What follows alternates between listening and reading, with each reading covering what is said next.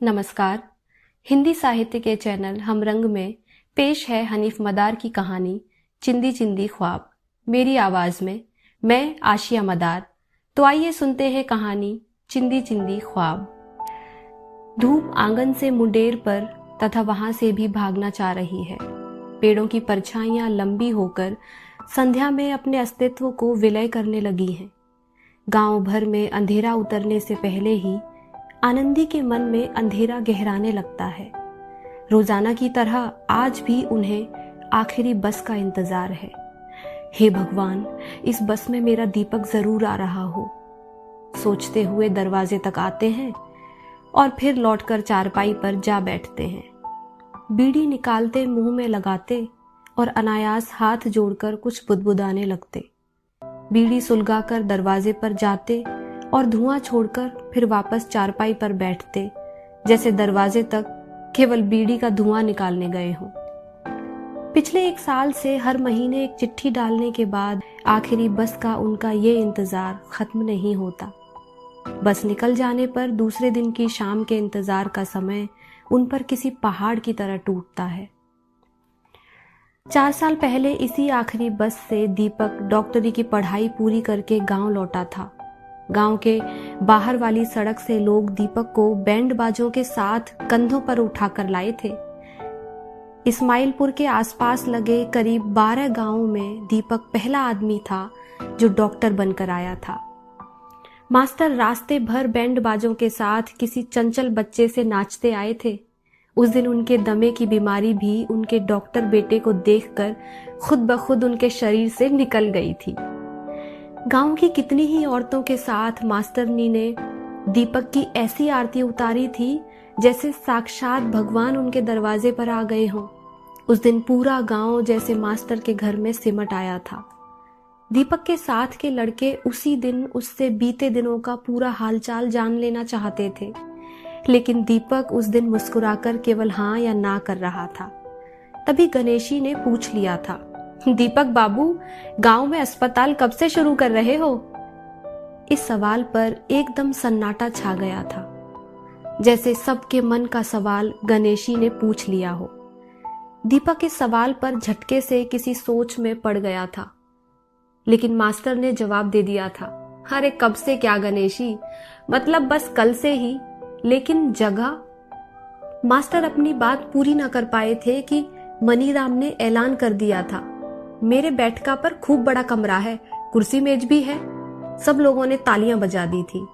उस दिन पूरा गांव न जाने कब तक दीपक को घेरे बैठा रहता अगर मास्टरनी ना कहती, अच्छा अब तो अपने अपने घर जाओ, ये थक गया होगा, आज तो इसे आराम करने दो, रात भी बहुत हो चुकी है। दीपक सफर की थकान के कारण खाना खाते ही सो गया था, लेकिन मास्टर मास्टरनी की आंखों में उस रात नींद नहीं थी। उस दिन उनकी खुशी के आगे नींद भी हथियार डाले खड़ी थी। मालती? मास्टरनी जैसे कुएं से बाहर निकली थी। सो गई? आज नींद नहीं आ रही है। ज्यादा खुशी में लोगों को ऐसे ही हार्ट फेल हो जाता होगा, उन्हें नींद ही नहीं आती होगी। चुप हो जाओ, न जाने कहां से बोलते हो। मास्टरनी ने आनंदी को ऐसे डांटा था जैसे बचपन का दीपक हो। मालती, मैं सोचता हूं अगर दीपक पहले होता तो गया भैया और वो हेतल का लड़का जिसे पीलिया हुआ था, ऐसे बेमौत मरते क्या? क्या पागल हो गए हो? तब दीपक कहां से होता? लेकिन अब तो है, अब मैं बापू की तरह घुट घुट कर नहीं मरूंगा। अब तो मेरा बेटा डॉक्टर है।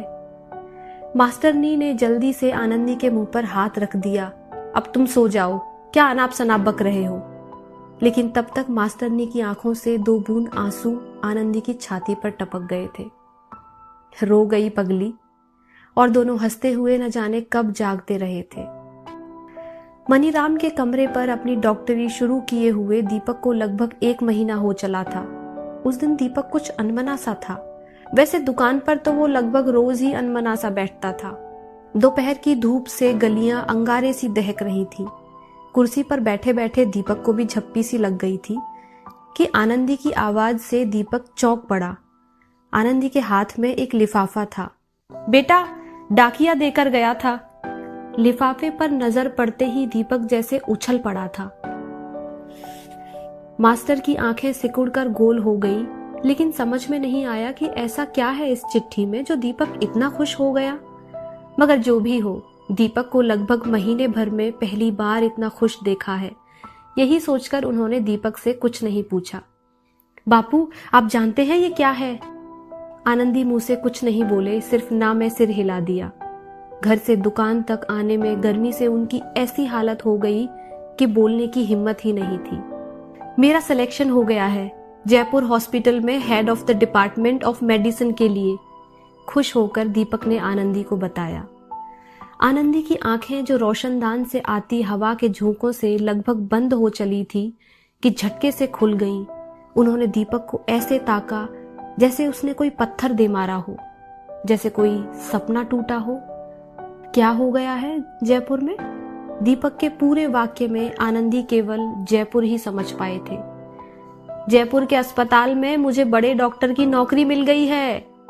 नौकरी? तू नौकरी करेगा? हाँ तो? यहां मरीजों की कमी है जो तू जयपुर जाकर नौकरी करेगा? बापू, यहाँ केवल मरीज हैं, पैसा नहीं है। और मैं एक बड़ा डॉक्टर बनना चाहता हूँ। और बड़ा डॉक्टर आज मरीजों से नहीं, पैसों से बनता है। मुझे केवल मरीज नहीं, धन भी चाहिए बापू। कौन कहता है यहाँ पैसा नहीं है? ससुरा, वो दुल्ली भगत झाड़ फूंक के नाम पर लोगों से 100-100 रुपए ऐंठ लेता है। क्या फायदा होता है उससे? तो क्या तेरे जैसे डॉक्टर को नहीं देंगे लोग इतना पैसा? दीपक कुर्सी पर बैठे आनंदी के दोनों कंधों पर पीछे से अपने हाथ रखकर खड़ा हो गया। बापू, इन 100 या 200 रुपए से क्या होता है? जितने साल डॉक्टरी की पढ़ाई की है उतने में तो आलीशान घर, कार, सब कुछ होगा हमारे पास। पता है, वहां मुझे 50,000 रुपए महीने की नौकरी मिली है। दीपक घूमकर सामने आ गया था। कभी गिनकर भी नहीं देखे होंगे 50,000। दीपक की इस बात को सुनकर आनंदी को लगा जैसे उनका बेटा उनके कपड़े खोलकर नंगा कर रहा है। उन्होंने एक भरी सी नजर दीपक पर डाली। उनकी आंखों की गोलाइयों में ऊपर तक लबालब पानी भरा था। दीपक कुछ और कहता तो शायद उनकी आंखों के किनारे फूट पड़ते। वे किसी हारे बैल की तरह उठे और बिना कुछ बोले घर को चले गए। दीपक किसी अपराधी सा उन्हें देखता भर रह गया और धम्म से कुर्सी पर पसर सा गया। उसकी आंखें ऊपर छत में कहीं गड़ गईं। दुनिया धन कमाने में जुटी है और बापू को न जाने क्या भूत सवार है। गांव की सेवा का क्या मैंने सबका ठेका ले रखा है? अस्पताल नहीं है या डॉक्टर नहीं है तो ये सरकार की जिम्मेदारी है, मेरी नहीं। वहां मेरे सब साथी डॉक्टर चंद दिनों में एसी गाड़ियों में घूमे और मैं साइकिल पर उनसे मिलने जाऊं। मैं इन आदिवासी संस्कारों के चक्कर में पड़कर पिछड़ना नहीं चाहता। अम्मा बापू चाहे कुछ भी कहें। छत में लगे पत्थरों से दीपक देर तक ऐसे ही न जाने क्या क्या कहता और फैसले करता रहा।